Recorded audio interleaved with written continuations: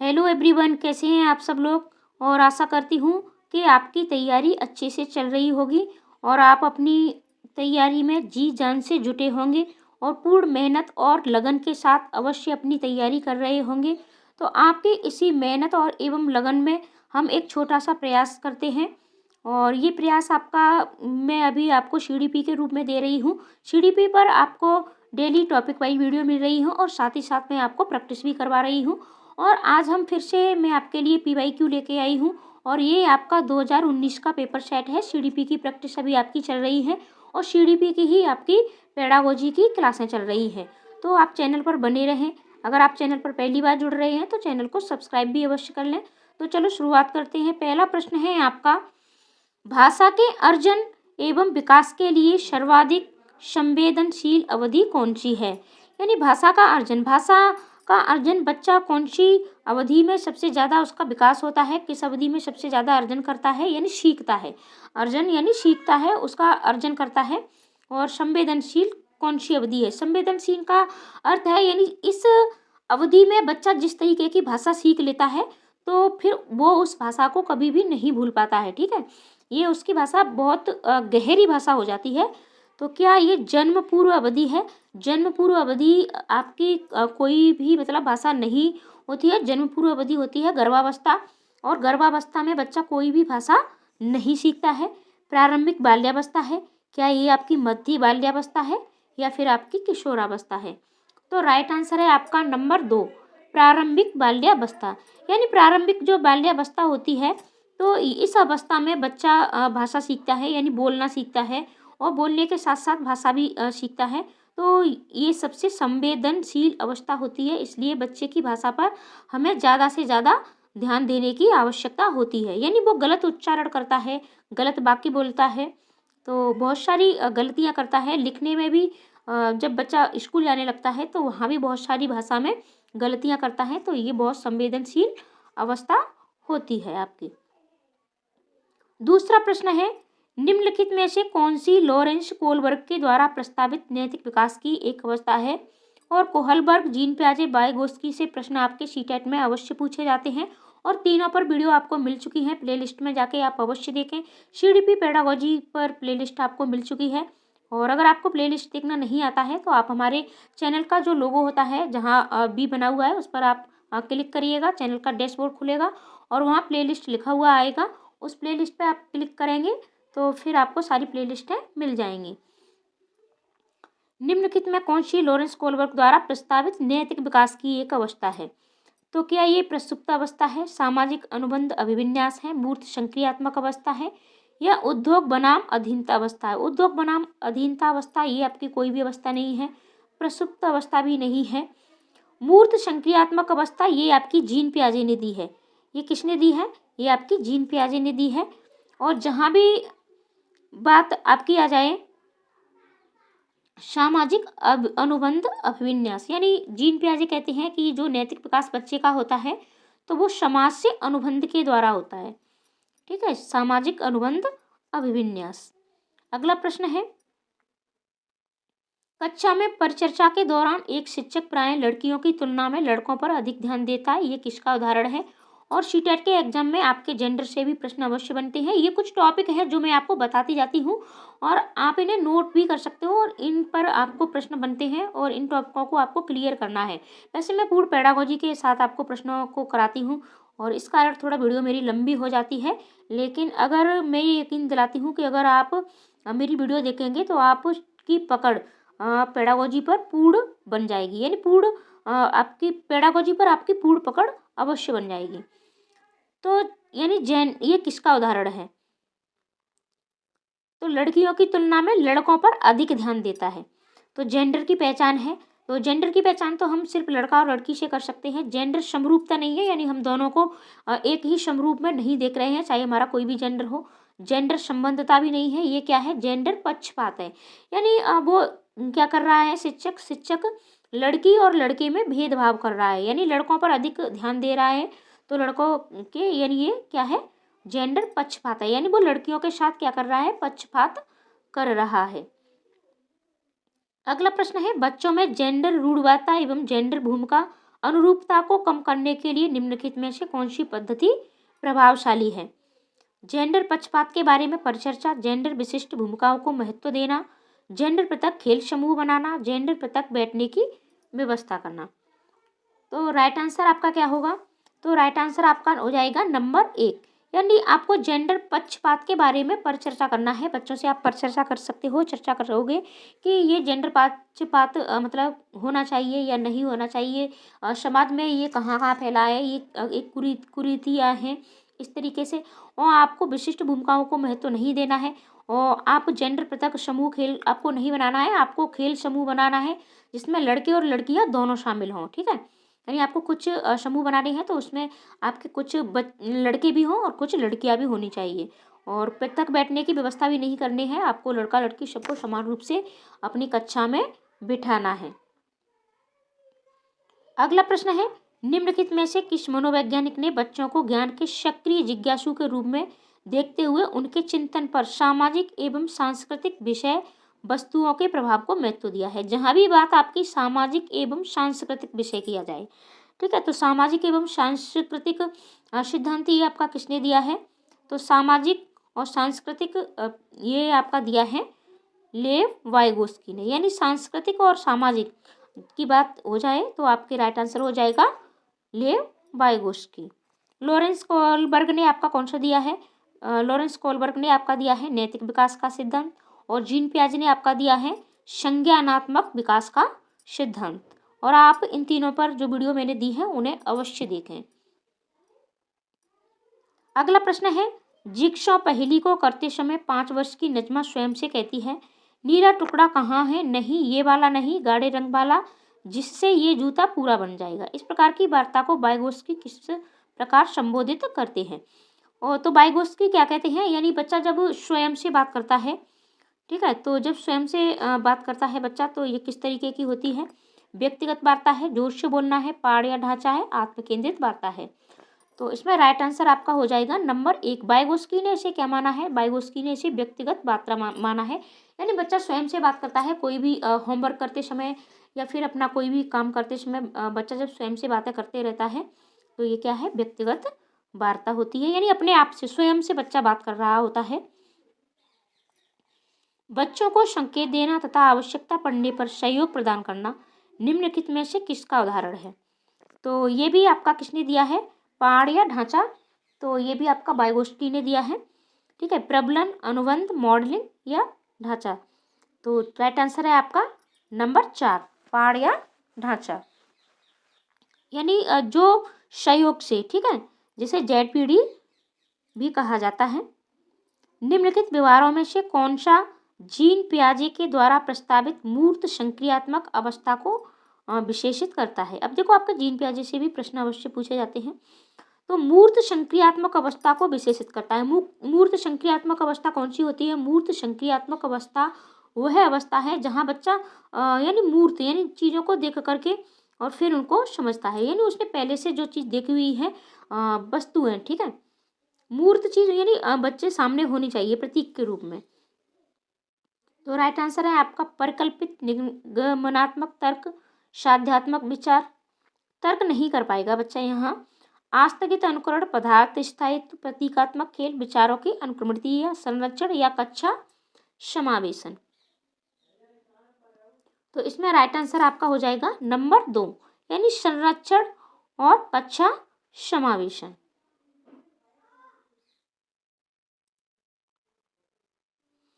बच्चों के संज्ञानात्मक विकास के संदर्भ में निम्नलिखित में से कौन सी पियाजे की संरचना है? तो पियाजे ने कौन सी संरचना दी है? प्रबलन है, अनुबंधन है, अवलोकन अधिगम है या स्कीमा है? तो राइट आंसर आपका क्या होगा? नंबर 1। ठीक है बच्चे, ये क्या दिया है पियाजे ने? स्कीमा। और वाइगोस्की ने आपका ZPD। अगला प्रश्न है, आकलन का प्राथमिक उद्देश्य क्या होना चाहिए? विद्यार्थियों के लिए श्रेणी निश्चित करना, संबंधित अवधारणाओं के बारे में बच्चों की स्पष्टता तथा भ्रांतियों को समझना, विद्यार्थियों के प्राप्तांकों के आधार पर उसको नामांकित करना, रिपोर्ट कार्ड में उत्तीर्ण या अनुत्तीर्ण अंकित करना। आपको रिपोर्ट कार्ड में उत्तीर्ण या अनुत्तीर्ण अंकित बिल्कुल भी नहीं करना है, आपका ये नेगेटिव पॉइंट हो गया। और प्राप्तांकों के आधार पर भी बच्चों को नामांकित आप नहीं कर सकते हो, और श्रेणी भी आप बच्चों को निश्चित नहीं करनी है।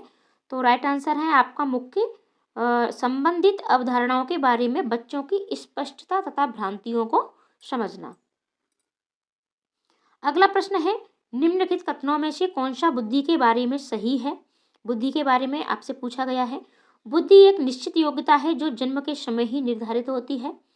बुद्धि को मानकीकृत परीक्षणों के प्रयोग से सटीक रूप में मापा एवं निर्धारित किया जा सकता है। अब सबसे पहला ऑप्शन लेते हैं कि बुद्धि एक निश्चित योग्यता जो जन्म के समय हम नहीं बता सकते कि ये बच्चा आगे चल करके कितना बुद्धिमान होगा या फिर ये बुद्धिमान है भी या नहीं है।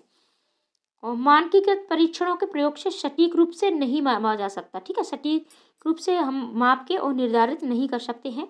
बुद्धि एक एकात्मक कारक तथा एक एकाकी विशेषक है। बुद्धि एकात्मक कारक और एकाकी विशेषक नहीं है। बुद्धि आपकी बहुबुद्धि होती है। तो बुद्धि बहुआयामी है तथा जटिल योग्यताओं का समूह है।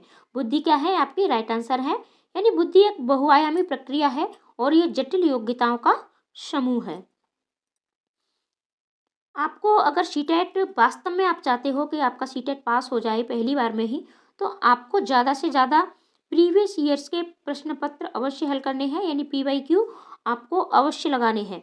एक पहला है आपका NCERT, ठीक है, NCERT अगर आप चाहते हो तो, और दूसरा है आपका PYQ यानी प्रीवियस ईयर्स के प्रश्न पत्र, यानी प्रीवियस ईयर्स के प्रश्न। तो ये दो ऐसी चीज़ें हैं, अगर आप इनको जितना ज़्यादा प्रैक्टिस करोगे, जितने ज़्यादा लगाओगे, तो आपका सीटेट पहली बार में अवश्य क्लियर होगा। मैं गारंटी लेती हूँ, अगर आप इन दोनों चीज़ों पर फोकस करोगे तो आपको सीटेट पहली बार में अवश्य क्लियर होगा। और मैं दिल से चाहती हूँ कि आपका सीटेट पहली बार में ही क्लियर अवश्य हो जाए। प्रश्न देखते हैं। रूही हमेशा समस्या के एकाधिक समाधानों के बारे में सोचती है। इनमें से काफी समाधान मौलिक होते हैं। रूही किन गुणों का प्रदर्शन कर रही है? यानी एकाधिक समाधानों के बारे में सोचती है। सृजनात्मक विचारक, अविचारक विचारक, अनम्य विचारक या आत्म केंद्रित विचारक? तो राइट आंसर है आपका सृजनात्मक विचारक। अगला प्रश्न है, शिक्षण अधिगम प्रक्रिया में वंचित समूह से संबंधित विद्यार्थियों के द्वारा सहभागिता कम होने की स्थिति में एक शिक्षक को क्या करना चाहिए? यानी वंचित समूह के बच्चे हैं आपके, किसके हैं? वंचित समूह के हैं, और सहभागिता कम होने पर, यानी उनकी सहभागिता कम हो रही है, तो एक शिक्षक होने के नाते आप क्या करेंगे? शिक्षण अधिगम प्रक्रिया में बच्चों को विद्यालय छोड़ने के लिए कह देंगे। आप विद्यालय छोड़ने के लिए बच्चों से नहीं कह सकते हैं। इस स्थिति को जैसी है स्वीकार कर लेना चाहिए, स्वीकार नहीं कर लेना चाहिए आपको। इन विद्यार्थियों से अपनी अपेक्षाओं को कम भी नहीं करनी है आपको। अपनी शिक्षण पद्धति पर विचार करना चाहिए तथा बच्चों की सहभागिता में सुधार करने के लिए नए तरीके ढूंढने चाहिए, और यही आपका राइट आंसर है। ठीक है, यानी आपको अपनी शिक्षण पद्धति पर विचार अवश्य करना चाहिए कि कहाँ गलती है। ठीक है, अगला प्रश्न है, एक समावेशी कक्षा में एक शिक्षक को विशिष्ट शैक्षिक योजनाओं को तैयार नहीं करना चाहिए। अब तैयार नहीं करेगा, ठीक है, तो फिर पढ़ाएगा कैसे? कभी कभी तैयार कर लेना चाहिए। कभी कभी क्यों करेगा तैयार? अगर तैयार करना है तो हमेशा ही कराना चाहिए। सक्रिय रूप से तैयार करना चाहिए। तैयार करने के लिए हतोत्साहित भी नहीं करना चाहिए। तो राइट आंसर आपका क्या हो जाएगा? नंबर 3, यानी सक्रिय रूप से। ठीक है, यानी एक्टिविटीली प्रिपेयर, सक्रिय रूप से आपको बच्चे को तैयार करना है। पठन वैफल्य बच्चों के प्राथमिक लक्षण क्या हैं? यानी पठन वैफल्य का अर्थ होता है पढ़ने में कठिनाई, और या फिर इसे हम डिसलेक्सिया भी बोलते हैं। और पठन वैफल्य यानी जितनी भी आपकी अधिगम अयोग्यता है या अधिगम अक्षमताएं भी बोलते हैं, अधिगम निर्योग्यताएं भी बोलते हैं, आपको अवश्य आनी चाहिए। वैसे तो पहले सीटेट की प्रिपरेशन मैंने बच्चों को कराई थी, तो सारी वीडियो मैंने डाल रखी हैं आपको, तो आप प्ले लिस्ट में जाके आपको सारी मिल जाएंगी। और न्यू वीडियो भी मैं आपको सभी टॉपिक पर वीडियो मिलेंगी। पहले मैंने चैनल शुरू ही किया था तो इतनी सारी वीडियो मैं नहीं दे पाई थी, लेकिन अब आपको सारे टॉपिक, जितने भी आपके सीटेट के टॉपिक हैं, सभी पर वीडियो आपको अवश्य मिलेगी। न्यून अवधान विकार, अपसारी चिंतन, पढ़ने में धारा प्रवाहिता, धारा प्रवाह, पढ़ने की अक्षमता, एक ही गति विषयक कार्य को बार बार दोहराना। तो इनके आपको प्राथमिक लक्षण देखने हैं। तो राइट आंसर क्या है? धारा प्रवाह पढ़ने की अक्षमता, यानी पठन वैफल्य डिस्लेक्सिया आपकी होती है कि बच्चा पढ़ने में थोड़ा उसको कठिनाई होती है, यानी वो कुछ गलत भी पढ़ता है, ठीक है। जैसे आपके कठिन शब्द होते हैं उनको गलत पढ़ देता है, या कुछ बच्चे ठीक है कुछ शब्दों को उल्टा पढ़ देते हैं, तो ये सारी चीज़ें होती है।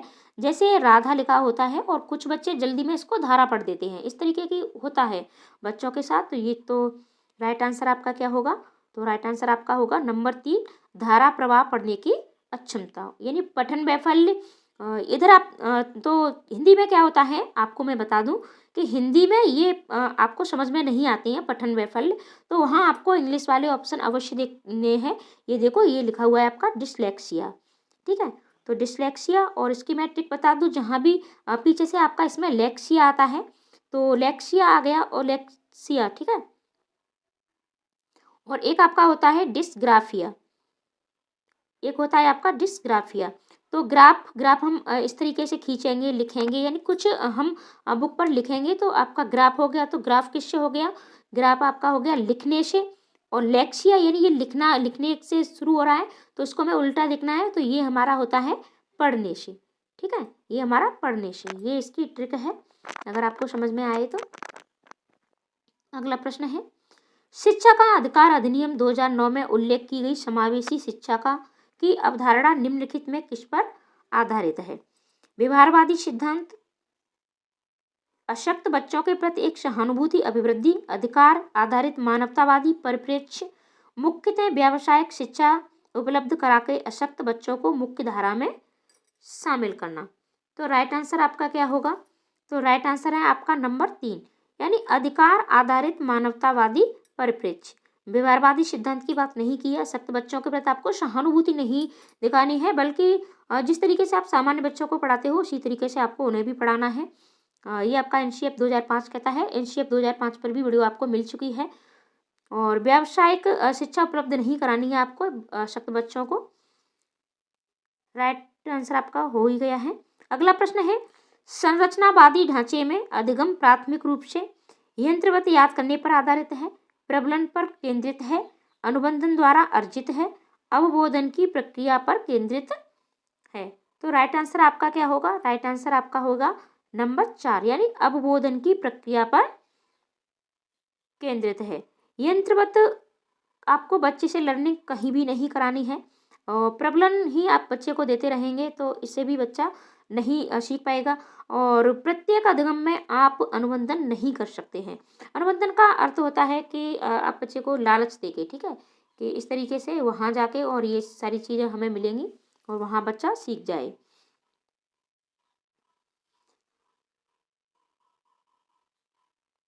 अगला प्रश्न है, अनेक घटनाओं के बारे में बच्चों के द्वारा बनाए गए सहजानुभूत सिद्धांतों के संदर्भ में एक शिक्षिका को क्या करना चाहिए?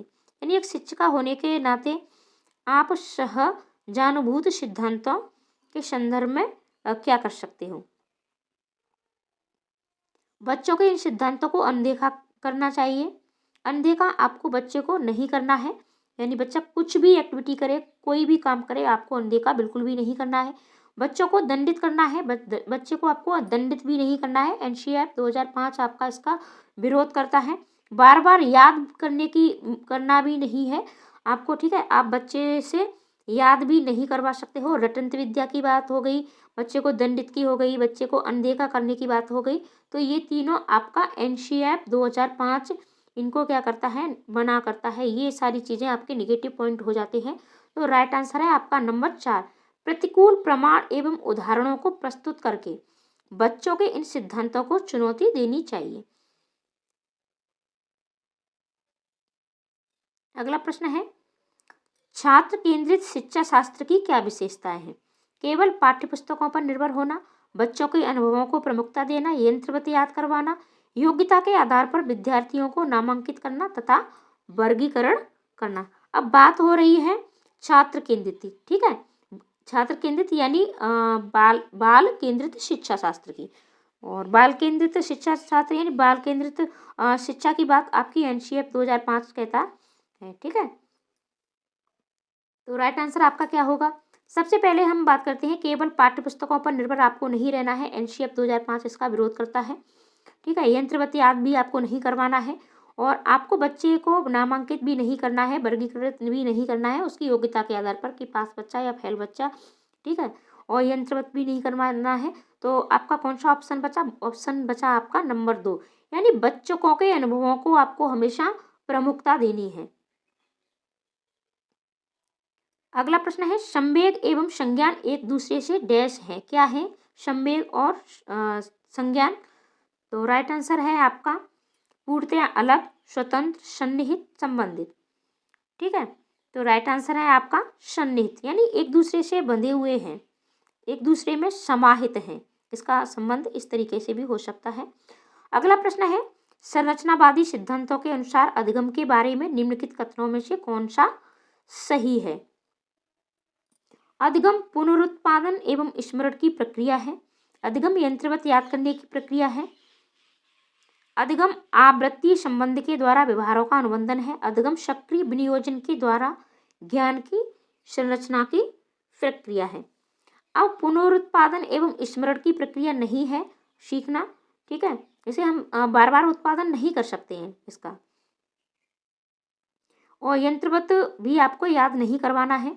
आवृत्ति संबंध के द्वारा व्यवहारों का अनुबंधन है, ये व्यवहारों का अनुबंधन भी अधिगम नहीं है।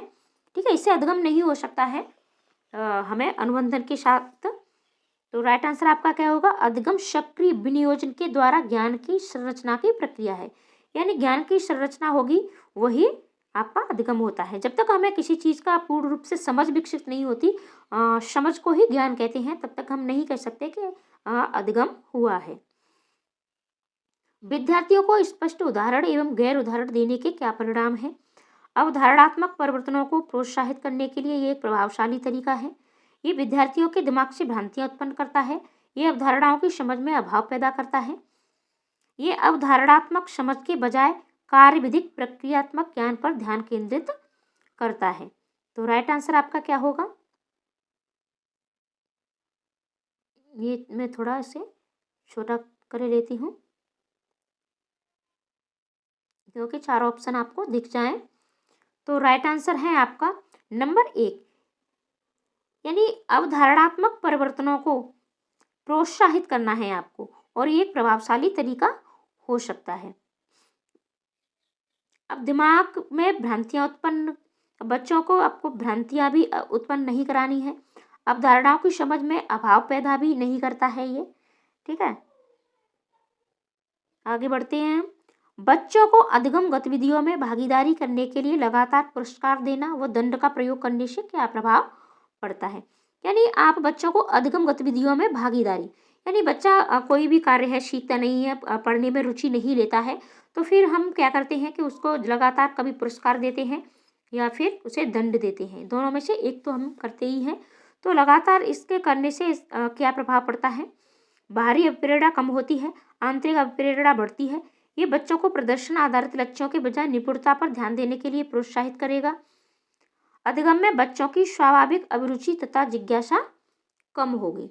तो राइट आंसर आपका क्या होगा? नंबर 4, यानी बच्चों की जो स्वाभाविक अभिरुचि है, ठीक है, जो स्वाभाविक अभिरुचि है, तो वो जिज्ञासा क्या है? कम हो जाएगी। यानी बच्चा या तो सिर्फ पुरस्कार पाने के लिए पढ़ेगा या फिर वो दंड के भय से पढ़ेगा। ठीक है, यानी जो उसका अंदर से इंटरेस्ट है, ठीक है, तो उसकी वो सारी चीज़, यानी नेचुरल इंटरेस्ट उसका अपने आप से क्या हो जाएगा? कम हो जाएगा।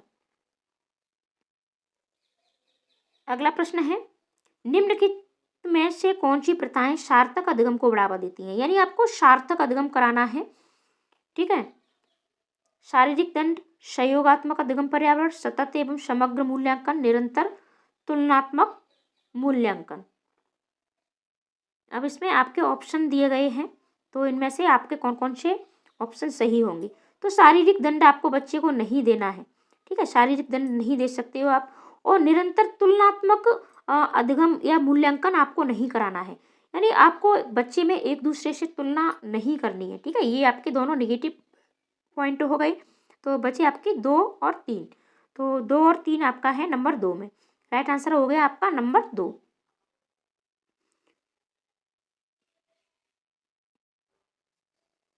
शिक्षक बच्चों की जटिल अवधारणाओं की समझ को किस प्रकार सहज कर सकते हैं। यानी जो जटिल अवधारणा है बच्चे की अंडरस्टैंड, ठीक है, उसको सहज कैसे कर सकते हैं। व्याख्यान दे करके, व्याख्यान आपके छोटे बच्चे होते हैं तो वो नहीं समझेंगे, ठीक है। प्रतियोगात्मक अवसरों की व्यवस्था करके, बार बार यांत्रिक अभ्यास आपको नहीं करवाना है, और प्रतियोगात्मक अवसर दे सकते हो आप बच्चे को, लेकिन समझ को सहज करना है आपको, और इसकी तैयारी भी बच्चा करेगा तो ये भी आपका नहीं है। अन्वेषण एवं परिचर्चा के लिए अवसर उपलब्ध करा के, जहां भी बात आपके अन्वेषण, ठीक है, और आपके अवसर उपलब्ध कराने की आ जाए तो वही आपका सबसे बेस्ट ऑप्शन होता है। आपको सीटेट में ये लगे, मतलब बहुत से ऑप्शन जो आपके होते हैं तो आपको कभी कभी 2 या 3 ऑप्शन आपके ठीक होते हैं, लेकिन आपको मतलब गुड़ के साथ भी नहीं जाना है, बेटर के साथ भी नहीं जाना है, आपको बेस्ट के साथ जाना है, ठीक है। यानी सबसे जो बेस्ट होगा उसी के साथ आपको जाना है। तो राइट आंसर आपका हो जाएगा अन्वेषण एवं परिचर्चा के लिए अवसर उपलब्ध करके। अगला प्रश्न है, एक प्राथमिक विद्यालय की अध्यापिका बच्चों को एक प्रभावशाली समस्या समाधानकर्ता बनने के लिए किस प्रकार से प्रोत्साहित कर सकती है। प्राथमिक विद्यालय की शिक्षिका यानी बच्चे आपको कक्षा 1 से 5 तक के हैं। प्रत्येक छोटे कार्य के लिए भौतिक पुरस्कार दे करके, अब देखो यहाँ भी बात पुरस्कार होगी, यानी छोटे छोटे कार्यों को आप बच्चे को पुरस्कार देंगे तो ये भी आपका राइट आंसर नहीं होगा। केवल प्रक्रियात्मक ज्ञान पर बल महत्व देकर, अब केवल प्रक्रियात्मक ज्ञान पर ही बल आपको दोगे तो ये भी गलत है। गलत उत्तरों को अस्वीकार करके एवं दंडित भी नहीं करना है आपको। बच्चों को सैद्धांतिक अनुमान लगाने के लिए प्रोत्साहित करके तथा उसी पर आधारित विचार मंथन करके, तो राइट आंसर आपका हो जाएगा नंबर 4। यानी यहाँ आपको प्रोत्साहन की बात हो रही है, विचार मंथन की बात हो रही है। अगला प्रश्न है, निम्नलिखित अवधि में से किसमें शारीरिक वृद्धि एवं विकास तीव्र गति से घटित होता है। यानी बच्चे का जो शारीरिक विकास है तो वो तीव्र गति से किस अवस्था में घटित होता है। शैशवावस्था एवं प्रारंभिक बाल्यावस्था एवं मध्य बाल्यावस्था एवं किशोरावस्था एवं वयस्कता। तो राइट आंसर हो जाएगा आपका नंबर 1। यानी शुरू की जो शैशवावस्था एवं प्रारंभिक बाल्यावस्था होती है तो इस समय जो शारीरिक वृद्धि होती है, ठीक है, तो वो बहुत तेज गति से होती है और विकास भी होता है। यानी शारीरिक और मानसिक विकास आपका शैशवावस्था और प्रारंभिक बाल्यावस्था में होता है। शैशवावस्था की अवधि है आपकी 0 से 2 वर्ष, और प्रारंभिक बाल्यावस्था आपकी 2 से 6 वर्ष तक। तो यहाँ बच्चे का शारीरिक विकास बहुत तीव्र गति से होता है, और उसका जो मानसिक विकास भी है तो हम यानी निर्धारित कर सकते हैं कि बच्चा ये बुद्धिमान है या फिर मंदबुद्धि है।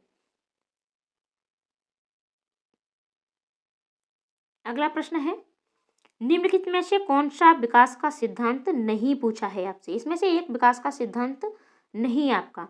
विकास जीवन पर्यंत होता है, और विकास की प्रक्रियाएं, ठीक है, चाइल्ड डेवलपमेंट से भी आपके प्रश्न पूछे जाते हैं, चाहे आपका शारीरिक विकास हो बच्चे का, चाहे मानसिक विकास हो। तो ये कॉन्सेप्ट भी आपको अवश्य पढ़ना है। आप हमारे चैनल पर तो है ही, और पहली बार जुड़ रहे हैं तो सब्सक्राइब भी कर लें, सारी वीडियो आपको कराई जाएंगी। लेकिन इसके साथ साथ आप कोई भी बेस्ट बुक ले सकते हो, वहाँ से आप स्टडी करिएगा। कहीं दूसरी जगह से भी आप पढ़ सकते हो, यानी आपको सेल्फ स्टडी अवश्य करनी है। विकास जीवन पर्यंत होता है, विकास परिवर्तित होता है, विकास आनुवंशिकता एवं पर्यावरण दोनों के द्वारा प्रभावित होता है, विकास सार्वभौमिक है तथा सांस्कृतिक संदर्भ से प्रभावित नहीं करती। अब विकास जीवन पर्यंत होता है, ये आपका बिल्कुल राइट है। विकास परिवर्तित है, ये भी आपका सही है, यानी परिवर्तन होते रहते हैं। आनुवंशिकता एवं पर्यावरण दोनों के द्वारा प्रभावित होता है, ये भी आपका सही है। अब विकास सार्वभौमिक है, यानी यूनिवर्सल ट्रुथ नहीं हो सकता है कि विकास हर जगह एक सा ही हो या फिर इसी तरीके से होगा, यानी सभी बच्चों में एक जैसा ही होगा, ऐसा बिल्कुल भी नहीं है। किसी बच्चे की लंबाई ज़्यादा होती है, किसी की कम होती है, कोई मोटा होता है, कोई पतला होता है, और कुछ ज़्यादा बुद्धिमान होते हैं, कुछ कम होते हैं, तथा सांस्कृतिक संदर्भ से प्रभावित नहीं करते। तो सांस्कृतिक संदर्भ हमारे विकास को बहुत ज़्यादा प्रभावित करते हैं। तो ये तीनों आपके गलत हो गए क्योंकि ये सही है, क्योंकि हमसे नहीं पूछा है, तो यही आपका एक नहीं है। अगला प्रश्न है, वैयक्तिक विभिन्नताओं का प्राथमिक कारण क्या है? यानी वैयक्तिक भिन्नताएं होती हैं जो, तो इसका प्रमुख कारण क्या है? लोगों के द्वारा माता पिता से प्राप्त आनुवंशिक संकेत, जन्मजात विशेषताएं, पर्यावरणीय प्रभाव, आनुवंशिकता एवं पर्यावरण के बीच जटिल पारस्परिक क्रिया। ठीक है, तो इसमें सबसे आपका राइट आंसर है नंबर 4 कि ये जो वैयक्तिक भिन्नताएं होती हैं, तो इसमें यानी हर मनुष्य की, हर बालक की आनुवंशिकता अलग है और प्रत्येक का पर्यावरण भी अलग है। तो ये पारस्परिक क्रिया है, इनके द्वारा वैयक्तिक भिन्नताएं प्रत्येक में पाई जाती हैं। और ये आज की वीडियो का लास्ट प्रश्न है, और ये प्रश्न का उत्तर आपको कमेंट बॉक्स में अवश्य देना है, और अगली वीडियो में मैं इसका उत्तर आपको बताऊंगी। निम्नलिखित में से कौन सा द्वितीयक समाजीकरण एजेंसी का उदाहरण है? परिवार एवं पड़ोस, परिवार एवं मीडिया, विद्यालय एवं मीडिया, मीडिया एवं पास पड़ोस। तो इसका राइट आंसर क्या होगा, ये आप अवश्य बताएं, और लाइक कमेंट करना बिल्कुल न भूलें। आप कमेंट करके हमें ये भी बता सकते हो कि आपको किस टॉपिक पर वीडियो चाहिए और कौन सा सब्जेक्ट आपका हम पहले कवर कराएं, और वीडियो को अपने दोस्तों को भी अवश्य शेयर करिएगा।